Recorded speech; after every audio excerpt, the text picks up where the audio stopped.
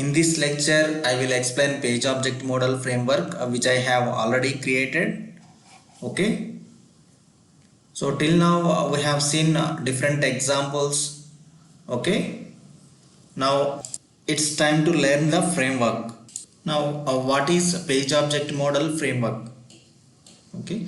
A page object model is an object design pattern where web pages or mobile pages are represented as classes and the various elements on the page are defined as variables in that class.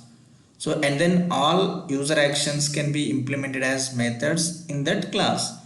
Here we will maintain two classes for each module.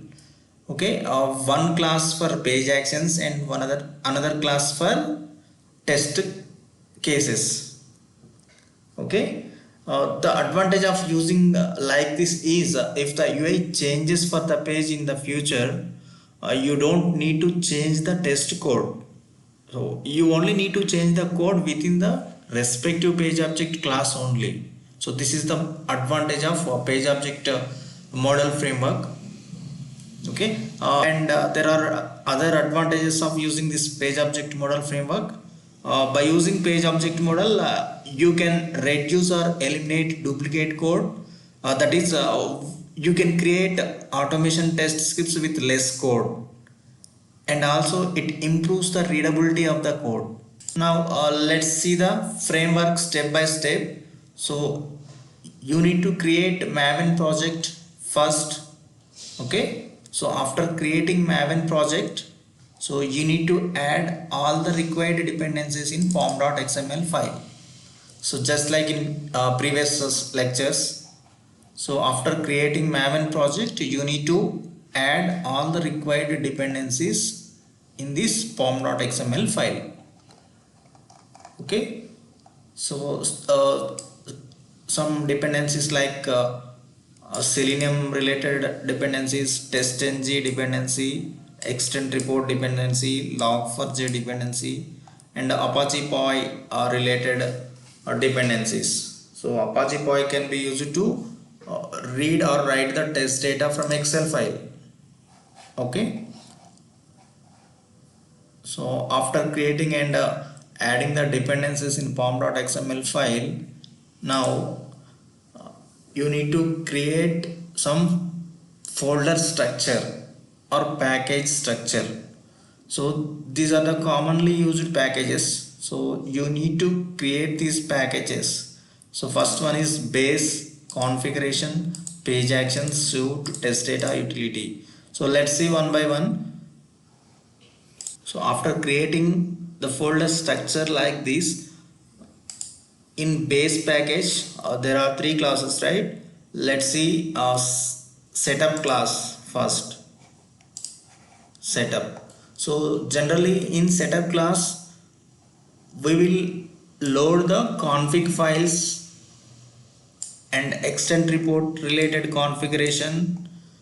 Okay, so you need to include all the configuration related information in one method in setup class. So here you can see that first one is log4j. So I have loaded log4j.xml file. So this log4j can be used to log the information into the log file. So it will generate some log file in every test execution. Okay.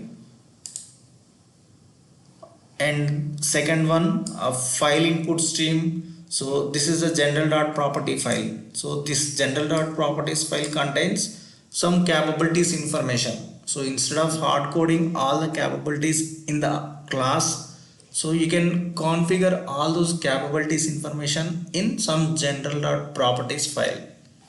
Okay.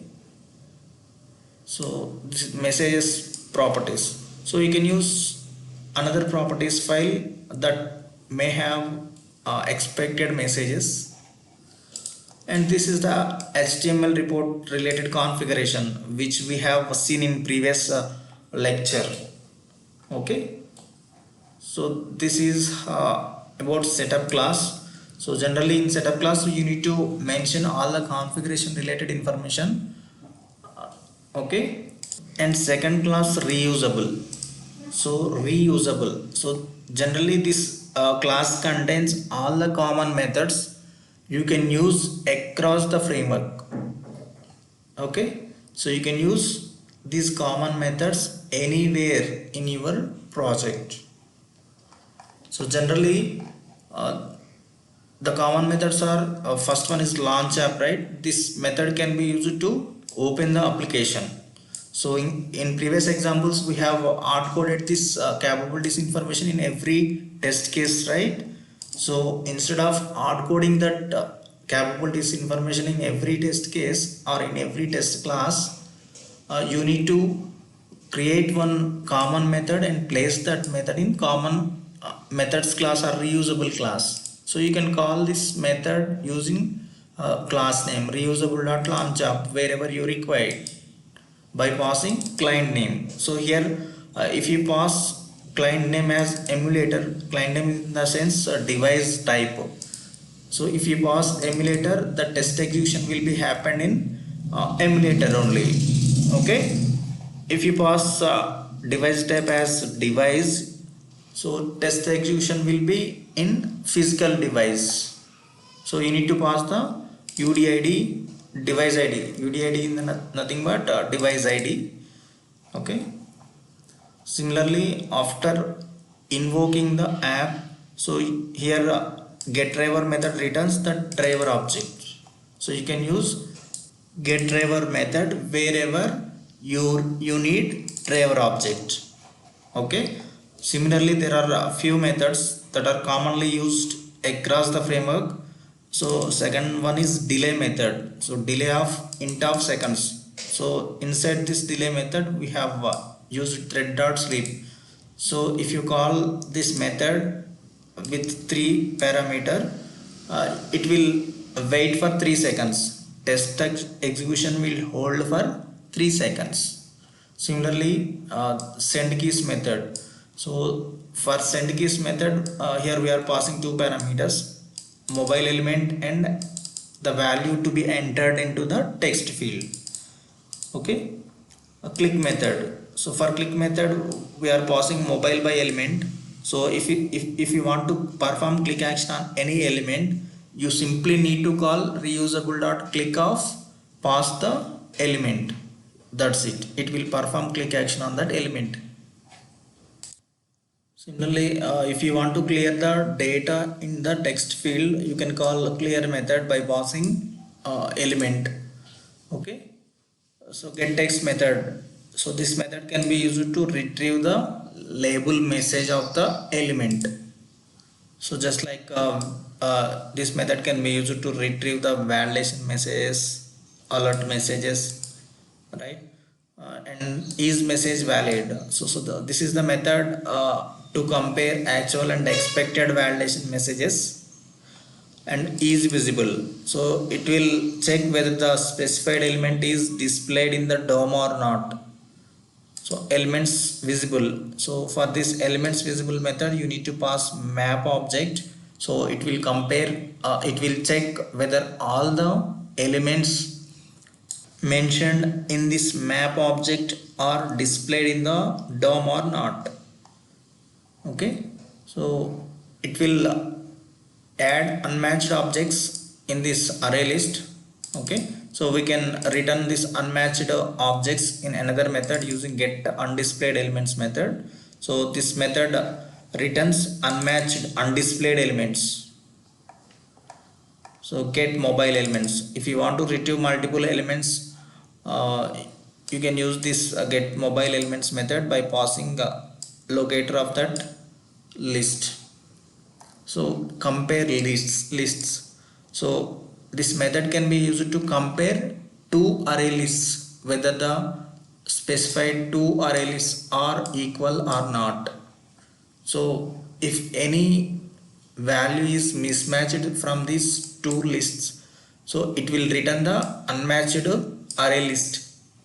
So it returns unmatched data in array list format. So similarly, you can use scroll to method, scroll to of string. So it will scroll until visibility of specified text attribute value. Okay, horizontal scroll to, so it will perform horizontal scroll. So because we have used set as horizontal list, right, we have seen different examples using this scroll to. Okay, so it will perform horizontal scroll action until visibility of specified text attribute value. So hide keyboard, if you want to hide the keyboard displayed on the device, so you can hide that keyboard.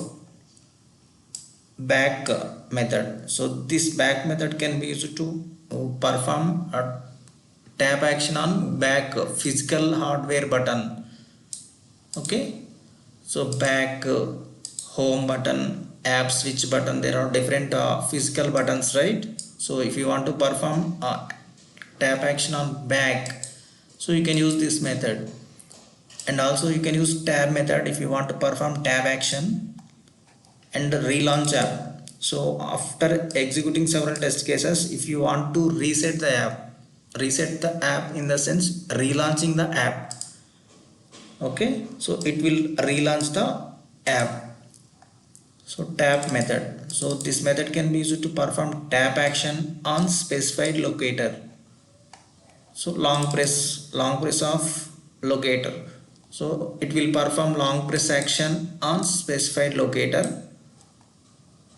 So you can use all these common methods instead of writing all the code every time. Okay, so similarly swipe method, if you want to swipe from one element to another element, you can use this swipe method. So get screenshot name, so here we have created get screenshot name method. uh, we will use this get screenshot name method in take screenshot method. Okay, so take screenshot method takes the screenshot of the page. Okay, and then return the path of that screenshot.